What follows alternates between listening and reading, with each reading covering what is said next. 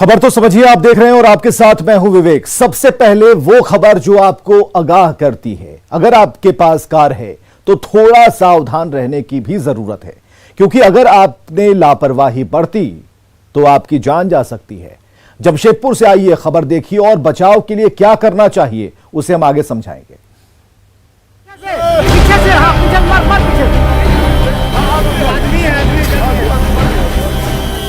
जलती हुई कार के पास से आती ये आवाजें और एक बार और आग को बुझाने के लिए कार पर पानी डालते लोगों की ये तस्वीर उस वक्त की है जब जमशेदपुर के मरीन ड्राइव में चलती कार अचानक धू धू कर जलने लगी। कोई कुछ समझ पाता तब तक कार का ड्राइवर मौत की नींद सो चुका था। अफरा तफरी के बीच सड़क पर जाम की स्थिति हो गई। मैं पीलो भट्टा के सामने एक स्कॉर्पियो गाड़ी रांची से आ रही थी, उसमें अचानक से आग लग गई। एक ड्राइवर था उसमें, और ड्राइवर लॉक सिस्टम खोल नहीं पाया, आग ज़्यादा लग गया, खोल नहीं पाया। इसके कारण आग के कारण जो है उसकी मृत्यु हो गई है। पुलिस घटनास्थल पर पहुँच के आगे का कार्यवाही कर रही है। बेतहाशा उठती आग की लपटों से घबराकर ड्राइवर अजय कुमार ने कार से बाहर निकलने की कोशिश की, लेकिन जब तक वो कुछ समझ पाता मौत ने उसे अपने आगोश में ले लिया। सूचना मिलते ही सोनारी थाना प्रभारी और डीएसपी मौके पर पहुंचे, जिसके बाद कार से ड्राइवर के शव को बाहर निकाला गया और सड़क से जाम हटाया गया।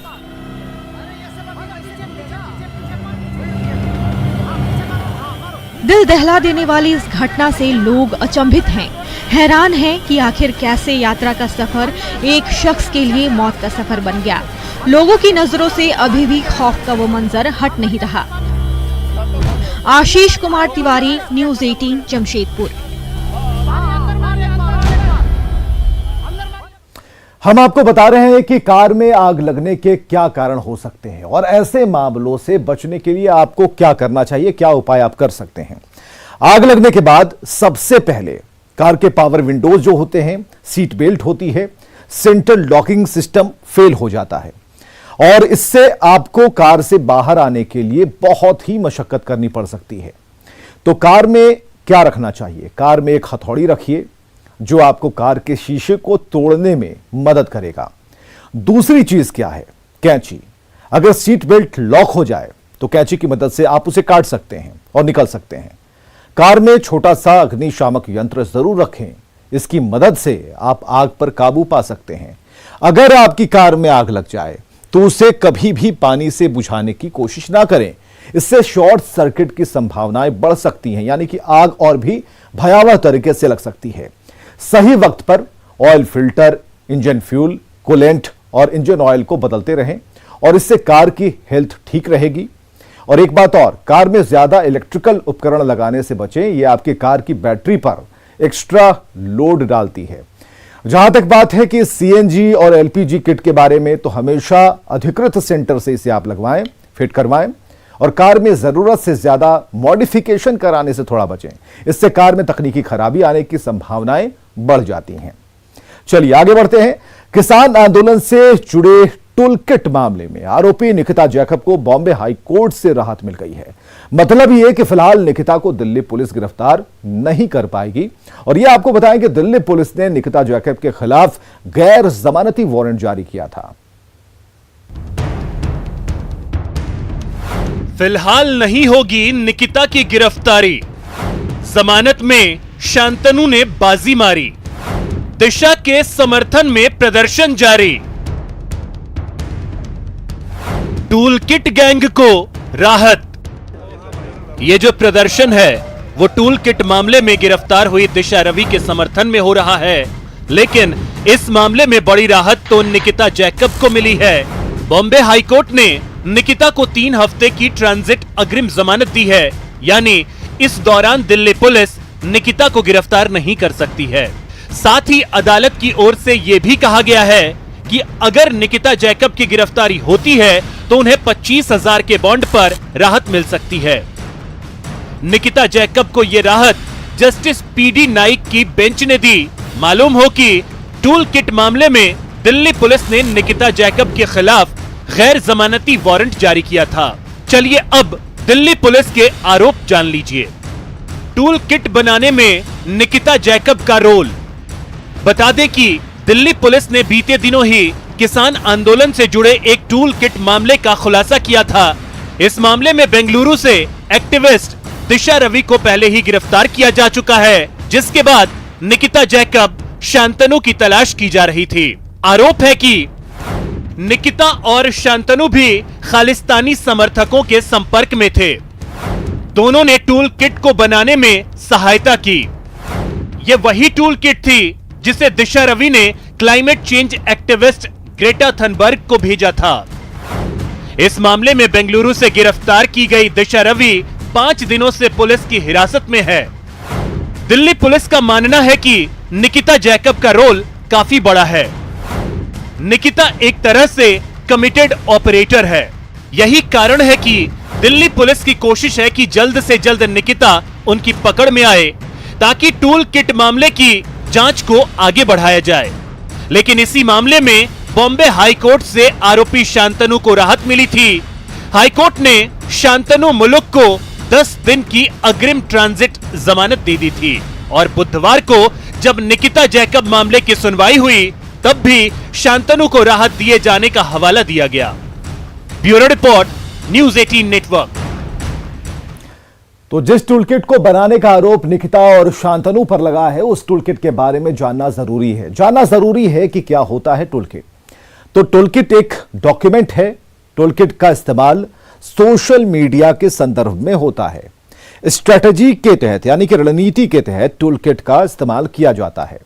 टूलकिट बताता क्या है कि किसी समस्या के समाधान के लिए क्या क्या किया जाना चाहिए, आंदोलन के दौरान सोशल मीडिया पर समर्थन कैसे जुटाया जाए और किस तरीके के हैशटैग का इस्तेमाल किए जाएं, प्रदर्शन के दौरान अगर कोई दिक्कत आती है, परेशानी आती है तो कहां कांटेक्ट करें और इस दौरान क्या करें और क्या करने से बचा जाए।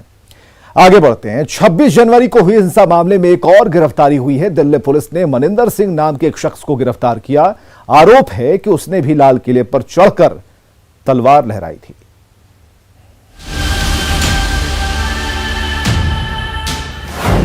गणतंत्र का एक और गुनाहगार गिरफ्तार। दबोचे गए शख्स का नाम मनिंदर सिंह। 26 जनवरी को हुई हिंसा में था शामिल। लाल किले को किया था कलंकित। गिरफ्त में लाल किले का तलवारबाज।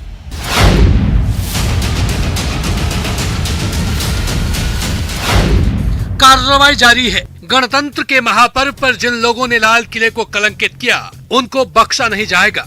और यही वजह है कि दिल्ली पुलिस ने लाल किला हिंसा के मुख्य आरोपियों में से एक मनिंदर सिंह उर्फ मोनी को गिरफ्तार किया है। इतना ही नहीं, दिल्ली पुलिस ने इसके साथ ही उसके तलवार को भी जब्त कर लिया है। पुलिस ने मनिंदर सिंह के पास से 2 तलवारें बरामद की है। दोनों तलवारों की लंबाई करीब 4.3 फीट है। पुलिस ने इसकी पहचान वीडियो फेस रिकॉग्निशन के जरिए की। बता दें कि तलवार की बरामदगी खुद मनिंदर की निशानदेही पर दिल्ली के स्वरूप नगर से हुई है। वहीं उसकी गिरफ्तारी दिल्ली के ही प्रीतमपुरा इलाके से हुई है। ये गिरफ्तारी एसीबी अख्तर सिंह के सुपरविजन में इंस्पेक्टर शिव कुमार, इंस्पेक्टर पवन कुमार और इंस्पेक्टर करमबीर की अगुवाई में मंगलवार शाम 7:45 में हुई। बताया जा रहा है कि मनिंदर कार में लगी एसी के मैकेनिक का काम करता है। अब दिल्ली पुलिस की माने तो आरोपी मनिंदर अपने 5 सहयोगियों और कुछ अज्ञात सशस्त्र बदमाशों के साथ लाल किले में घुसा और तलवारबाजी की। आरोप है कि इस तलवारबाजी से उपद्रवियों को हौसला मिला और वे लाल किले की सुरक्षा के लिए ड्यूटी पर तैनात पुलिस कर्मियों पर हमला करने लगे। इस दौरान लाल किले को नुकसान पहुंचाया गया था। इतना ही नहीं, बताया यह भी जा रहा है कि मनिंदर सिंह स्वरूप नगर में अपने घर के पास एक खाली प्लॉट में तलवार प्रशिक्षण स्कूल भी चलाता है। 26 जनवरी को लाल किले पर तलवारबाजी का एक लंबा वीडियो उसके मोबाइल फोन में भी मिला है। साथ ही सिंधु बॉर्डर के विरोध स्थल पर उसकी मौजूदगी की अन्य तस्वीरें उसके फोन में है। Bureau report, news 18 network.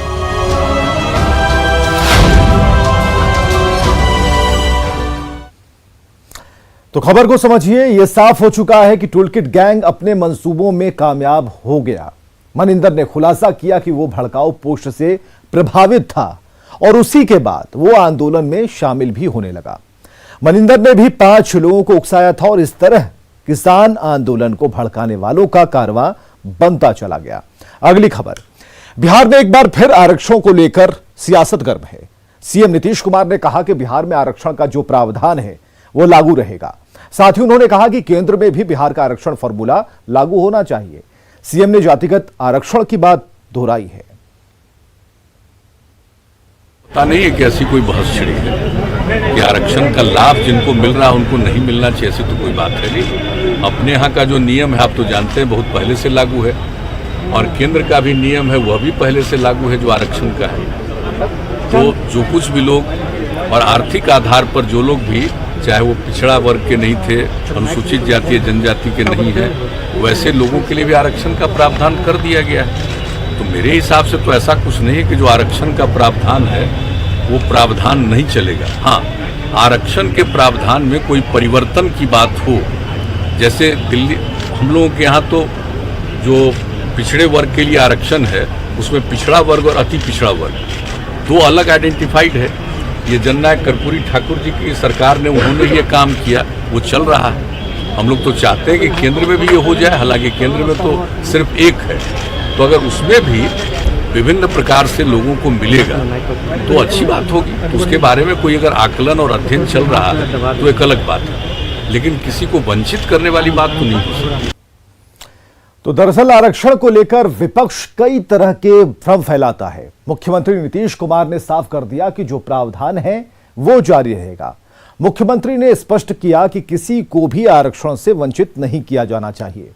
Nitish Kumar ने आरक्षण के कर्पूरी मॉडल का जिक्र किया और देश में सबसे पहले यह व्यवस्था बिहार के पूर्व मुख्यमंत्री जननायक कर्पूरी ठाकुर ने लागू की थी। तो देश में सिर्फ पिछड़ा वर्ग का आरक्षण लागू है, जबकि बिहार में पिछड़ा और अति पिछड़ा दोनों वर्ग को आरक्षण दिया गया है। अगली खबर, विधानसभा चुनाव में करारी हार के बाद एलजेपी को एक बार फिर झटका लगने जा रहा है। पार्टी के कई बड़े नेता कल जेडीयू में शामिल होंगे और कल दोपहर 2 बजे का वक्त होगा जब जेडीयू के राष्ट्रीय अध्यक्ष आरसीपी सिंह और प्रदेश जेडीयू अध्यक्ष उमेश कुशवाहा की मौजूदगी में ये तमाम नेता जेडीयू में शामिल होंगे। जो नेता जेडीयू में शामिल होंगे उनमें एलजेपी के पूर्व प्रदेश महासचिव केशव सिंह और अति पिछड़ा प्रकोष्ठ के पूर्व प्रदेश अध्यक्ष पारसनाथ गुप्ता, पूर्व महासचिव दीनानाथ कांति, पूर्व महासचिव रामनाथ रमण, मजदूर प्रकोष्ठ के पूर्व प्रदेश अध्यक्ष कौशल सिंह कुशवाहा शामिल होने वाले हैं। विधानसभा चुनाव में एलजेपी को सिर्फ 1 सीट मिली थी और इसके बाद से ही पार्टी नेतृत्व पर सवाल खड़े हो रहे थे। इसके साथ एलजेपी में टूट की खबरें आ रही थी और अब कल कई नेता जेडीयू में शामिल होंगे।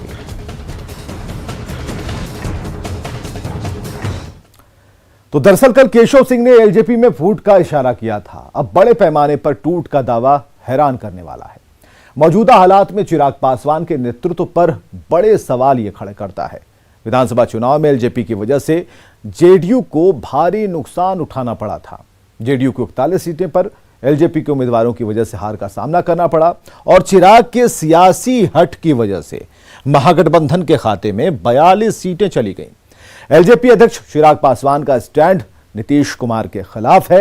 एलजेपी के कई नेताओं को यह बात नागवार गुजरती है।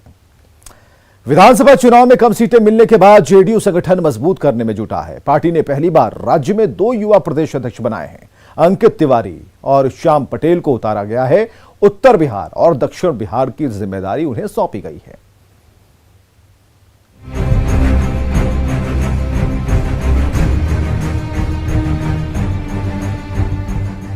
बिहार विधानसभा चुनाव के बाद से जेडीयू में बदलाव का दौर जारी है। पहले राष्ट्रीय अध्यक्ष बदले गए। नीतीश कुमार ने पद से इस्तीफा देते हुए आरसीपी सिंह को राष्ट्रीय अध्यक्ष की जिम्मेदारी सौंपी। फिर प्रदेश अध्यक्ष बदले गए। वशिष्ठ नारायण सिंह की जगह उमेश कुशवाहा प्रदेश अध्यक्ष बनाए गए और अब एक बार फिर बड़ा बदलाव किया गया है।